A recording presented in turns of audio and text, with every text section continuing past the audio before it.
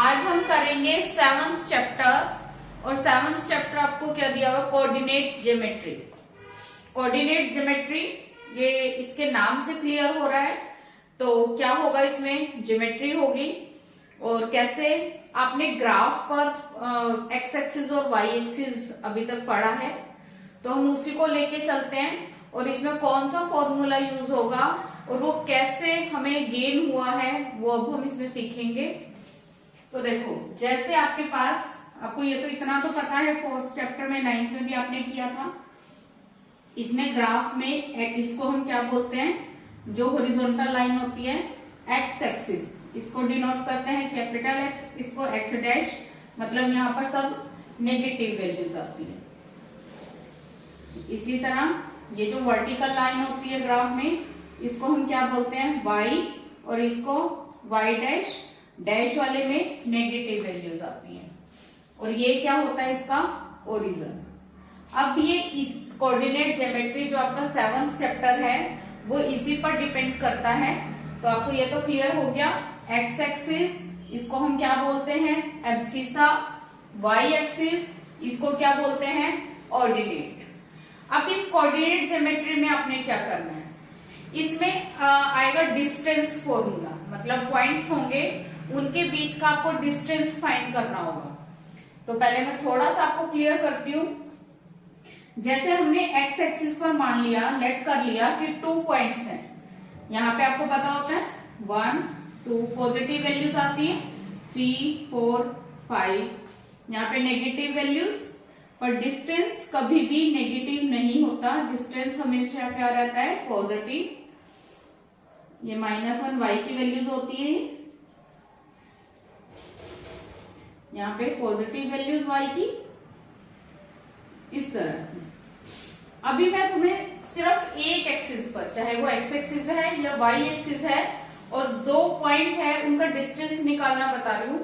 तो इसमें अगर मैं ले लेती हूं कि एक पॉइंट 3 पर लाई करता है, मतलब ओरिजिन से उसका डिस्टेंस कितना है? 3 यूनिट। और एक पॉइंट एक्स एक्सिस पर ही 5 पर लाई करता है, मतलब उसका ओरिजिन से डिस्टेंस कितना है? 5 यूनिट। एक पॉइंट किस पर है? 3 पर, और एक पॉइंट किस पर है? 5 पर। ये 2 पॉइंट है। अगर हमें इनके बीच में डिस्टेंस निकालना हो तो हम क्या करेंगे? इसका डिस्टेंस कितना था? 5 यूनिट, इसका डिस्टेंस 3 यूनिट। इन दोनों के बीच का डिस्टेंस, इन दोनों के बीच का जो डिस्टेंस है वो कितना है? 5 - 3 2 यूनिट। क्लियर है? ये तो था या तो पॉइंट एक्स एक्सिस पर हो। इसी तरह अगर कोई पॉइंट वाई एक्सिस पर है और उसका ओरिजिन से डिस्टेंस 5 यूनिट, और एक दूसरा पॉइंट है जिसका ओरिजिन से डिस्टेंस 3 यूनिट है, इन दोनों के बीच में अगर आपने डिस्टेंस निकालना है, इन दोनों पॉइंट्स के बीच में, तो हम क्या करेंगे? 5 यूनिट - 3 यूनिट, कितना आ जाएगा डिस्टेंस? 2 यूनिट। क्लियर है? अभी तक हमने ये किया कि अगर एक पॉइंट एक्स एक्सिस पर लाई करता है या वाई एक्सिस पर लाई करता है। अब मैं लेके चलती हूँ कि अगर एक पॉइंट है वो एक्स एक्सिस और वाई एक्सिस दोनों की वैल्यू रखता है। जैसे अगर मैं कहती हूँ कि एक पॉइंट है जिसकी वैल्यू यहां पर है, मान लो कि x की वैल्यू वो कितनी रख रहा है? 3, और y की वैल्यूज कितनी रख रहा है? 2। इसी तरह एक और पॉइंट है जिसमें x की वैल्यूज है मान लो 5 और y की वैल्यू है 4। अब मुझे इनके बीच में, इन दोनों के बीच में, a और b के बीच का डिस्टेंस निकालना है।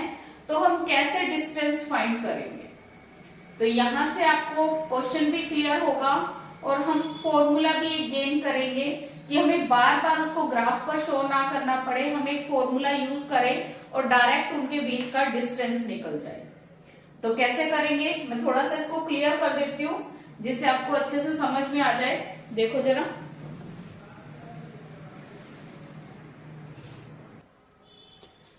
अब यहां तक आपको क्लियर हो गया था। देखो, अब ए के पॉइंट है हमारे पास जिसमें एक्स की वैल्यू भी है और वाई की वैल्यू भी है, और बी के पॉइंट में भी एक्स की वैल्यू भी है और वाई की वैल्यू भी है। अब मुझे इनके बीच में डिस्टेंस फाइंड करना है, तो हम कैसे फाइंड करेंगे? देखो, हम क्या करते हैं, इसको मिला देते हैं नीचे एक्स एक्सिस पर, और इसको भी हम मिला देते हैं y एक्सिस पर। अब यहां से आप देखो, अगर मैं इनको भी ज्वाइन कर देती हूँ a और b, जिनके बीच में मुझे डिस्टेंस निकालना है, तो यहां से आपको एक शेप बनती हुई नजर आ रही होगी। अगर इसको भी हम ज्वाइन कर दे तो यहाँ पर क्या बन रही है, एक ट्रायंगल फॉर्म हो रही है। ट्रायंगल फॉर्म होने के बाद हम इनकी नेमिंग कर लेते हैं ए, बी और सी। आपको यहाँ पे एक ट्रायंगल क्लियर हो रही है, ए बी सी ट्रायंगल। इसमें अगर हम देखें, ध्यान से देखें, तो ये जो लाइन है, ये लाइन तो परपेंडिकुलर है, ये वाली लाइन भी परपेंडिकुलर है। अगर ये दोनों लाइनें परपेंडिकुलर है तो इसका मतलब यहाँ पर जो एंगल है ये कितने डिग्री बन रहा है, ये भी लाइन बिल्कुल सीधी है, ये परपेंडिकुलर है, तो इसका मतलब ये वाला एंगल 90 डिग्री बन रहा है। इसका मतलब ये जो ट्रायंगल है ये हमारी कौन सी ट्रायंगल है, राइट एंगल ट्रायंगल। जो ACB ट्रायंगल है वो कौन सी ट्रायंगल है, राइट एंगल ट्रायंगल, जिसमें अगर हम इसकी वैल्यू निकालें, देखो AC की वैल्यू कितनी होगी, 5 - 3 कर दे तो इसका मतलब AC की वैल्यू कितनी है हमारे पास, 2 यूनिट। इसी तरह अगर हम BC की वैल्यू निकालें, BC की वैल्यू देखो कितनी आएगी हमारे पास, यहाँ पर y की वैल्यू कितनी थी, 2, और यहाँ पर y की वैल्यू कितनी थी, 4, तो 4 - 2, तो ये BC की वैल्यू भी कितनी आ रही है, 2 यूनिट। अब इसमें अगर हमें निकालना क्या था, इन दोनों के बीच का डिस्टेंस, और ये ट्रायंगल के अकॉर्डिंग ये क्या है, ये परपेंडिकुलर, ये बेस, और ये क्या है, हाइपोटेन्यूज।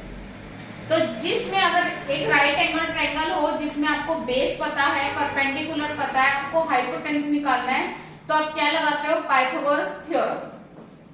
तो इसमें हम क्या कर सकते हैं, इन राइट एंगल ट्रायंगल, कौन सी ट्रायंगल है आपकी, ACB, क्या लिखेंगे हम, अकॉर्डिंग टू पाइथागोरस थ्योरम,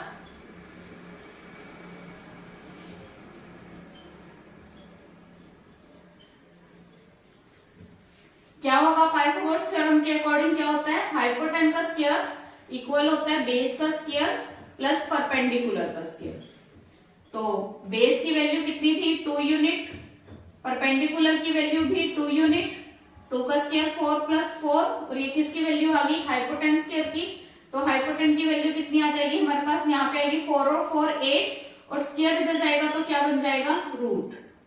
तो इसको सोल्व करने के लिए हम क्या करेंगे, एलसीएम ले लेंगे, 2 × 2 = 4, 2 × 8, और क्या होता है कि अगर रूट में कोई भी वैल्यू 2 बार है तो रूट से बाहर आकर हम इसको कितनी बार लिखते हैं, सिंगल टाइम। तो इसकी जो दोनों पॉइंट्स के बीच की जो डिस्टेंस है वो कितना आ गया मेरे पास, 2√2 यूनिट। अब एक मेथड तो ये हो गया हमारा, पर ये हमारा क्या हो जाएगा, बहुत ज्यादा लेंथी क्वेश्चन हो जाएगा। अब हम क्या करते हैं, हम इन पॉइंट से, एक्स और वाई के पॉइंट से ही फॉर्मूला बनाकर सोल्व करते हैं। तो देखो इसको,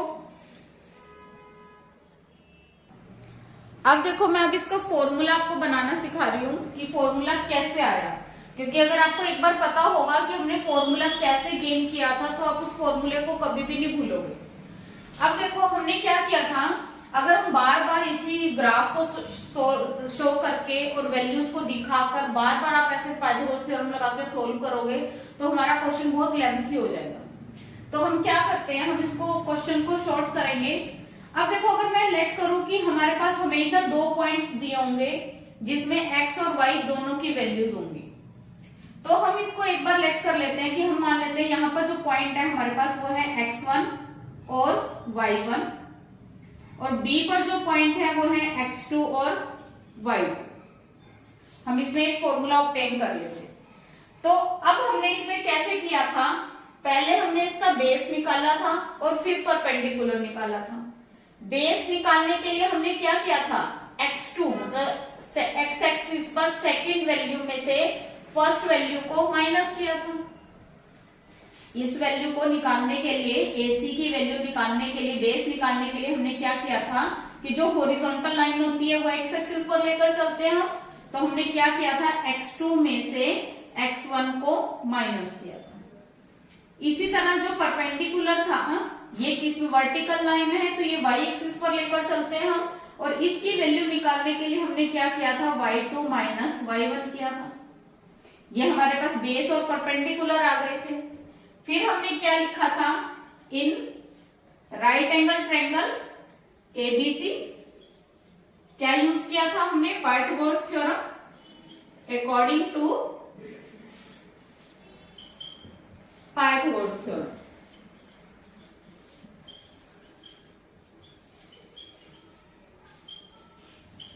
क्या किया था हमने कि हाइपोटेनस का स्क्वायर किसके इक्वल होता है, बेस का स्क्वायर प्लस परपेंडिकुलर का स्क्वायर। अब इसमें देखो जो हमारा हाइपोटेनस है वो क्या है, एबी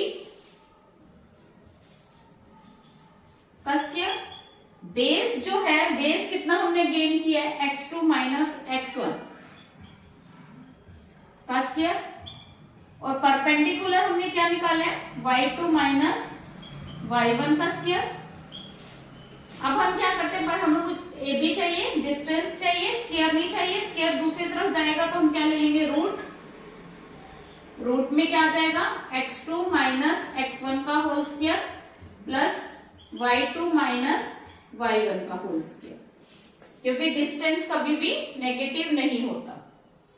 अब यहां से हमें एक फॉर्मूला मिल गया कि जब भी मेरे पास दो पॉइंट्स होंगे जिसमें x y दोनों की वैल्यू होगी, एक पॉइंट ए उसको हम लेट कर लेंगे x1 y1, दूसरे को हम ले लेंगे x2 y2, और उनके बीच में अगर हमने डिस्टेंस निकालना है तो हम क्या फॉर्मूला लगाएंगे, रूट में x2 माइनस x1 का whole square plus y2 minus y1 का होल स्क्वायर। ये यहां से हमें क्या मिल गया, इसका एक फॉर्मूला मिल गया।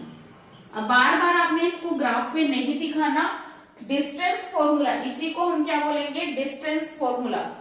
जिसमें भी डिस्टेंस निकालना होगा, जब हमारे पास एब्सिसा और ऑर्डिनेट दोनों दिए होंगे तो आपने क्या करना है, फॉर्मूला लगाना है, रूट में x2 माइनस x1 का whole square plus y2 minus y1 का होल स्क्वायर, और वहां से हमें क्या फाइंड हो जाएगा, डिस्टेंस।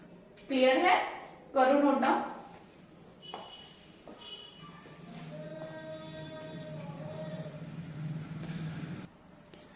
अब इसमें कुछ और फॉर्मूले भी हैं, जिसमें collinear, isosceles triangle, equilateral triangle, square, parallel कैसे होता है, उसकी क्या कंडीशन है, तो वो मैं आपको नेक्स्ट क्लास में बताऊंगी। और इसमें सिर्फ मैं आपको डिस्टेंस फॉर्मूला लगाकर क्वेश्चन सोल्व करके दिखाती हूँ। क्लियर है, तो हम कर रहे हैं इसमें 7.1 का फर्स्ट क्वेश्चन, जिसमें आपको पॉइंट्स दिए हैं और उनके बीच में डिस्टेंस निकालना है। तो डिस्टेंस फॉर्मूला मैंने आपको लिख दिया है, क्या होता है, रूट में x2 माइनस x1 का whole square plus y2 minus y1 का होल स्क्वायर। तो इसका जो फर्स्ट क्वेश्चन है वो क्या दिया हुआ है, आपको पॉइंट्स दिया है 2, 3 और 4, 1, और इसमें हमें क्या फाइंड करना है, डिस्टेंस फाइंड करना है। तो मैंने आपको बताया था, इसमें भी देखो, इसमें x एक्सिस का भी पॉइंट दिया है, y का भी दिया है, इसमें भी x और y दोनों के पॉइंट दिए हैं। तो जो फर्स्ट ब्रैकेट में है उसको या x1 y1 ले लो, इसको x2 y2 ले लो। अब अगर आप इसको x1 y1 लोगे तो उससे भी कोई फर्क नहीं पड़ेगा। आप जिस मर्जी ब्रैकेट के दो ब्रैकेट्स अगर आपके पास गिवन है तो उसमें से एक ब्रैकेट्स के पॉइंट को x1 y1 ले लो, दूसरे ब्रैकेट्स के पॉइंट को x2 y2 ले लो, क्योंकि देखो फॉर्मूले में स्क्वायरिंग है, स्क्वायरिंग करने पर वो पॉजिटिव ही आ जाएगा। तो अब इनके बीच में आपने डिस्टेंस निकालना है, तो आप क्या लिखोगे, सबसे पहले आप डिस्टेंस फॉर्मूला लिखोगे बार बार, ताकि आपको फॉर्मूला याद भी हो जाए। क्या था हमारे पास फॉर्मूला, ऊपर लिखा भी है मैंने, x2 माइनस x1 का whole square plus y2 minus y1 का होल स्क्वायर। तो बस अब इसमें वैल्यूज पुट करें हम, x2 की वैल्यू कितनी है 4, x1 की वैल्यू कितनी है 2, कितना आएगा 4 माइनस 2 का होल स्क्वायर प्लस y2 की वैल्यू कितनी है 1, y1 की 3 का होल स्क्वायर। सोल्व करो, 4 माइनस 2, 2 का स्क्वायर, यहाँ पे प्लस माइनस, माइनस माइनस कर दो 2 का स्क्वायर। अब देखो माइनस था पर फिर भी क्या हो जाएगा, प्लस हो जाएगा। कैसे, 2 का स्क्वायर 4, यहाँ पे भी 2 का स्क्वायर 4, माइनस का स्क्वायर भी प्लस होता है। अब 4 और 4 कितना हो जाएगा 8। इसको सोल्व करने के लिए अभी मैंने करके दिखाया था आपको, क्या करोगे आप एलसीएम ले लोगे, 2 2 जा 4, 2 जा 8, और कोई भी डिजिट अगर 2 टाइम्स है तो रूट से बाहर आके हम उसको लिखेंगे सिंगल टाइम 2√2 यूनिट। ये हमारा क्या निकल गया इसका डिस्टेंस, जो गिवन पॉइंट्स थे उनके बीच का डिस्टेंस। क्लियर है? अब आपको बार बार ग्राफ पे करके नहीं दिखाना है, आपको सिर्फ एक फॉर्मूला याद करना है, डिस्टेंस फॉर्मूला, और उस फॉर्मूले से आपने डिस्टेंस फाइंड कर लेना है। क्लियर है? करो नोट डाउन।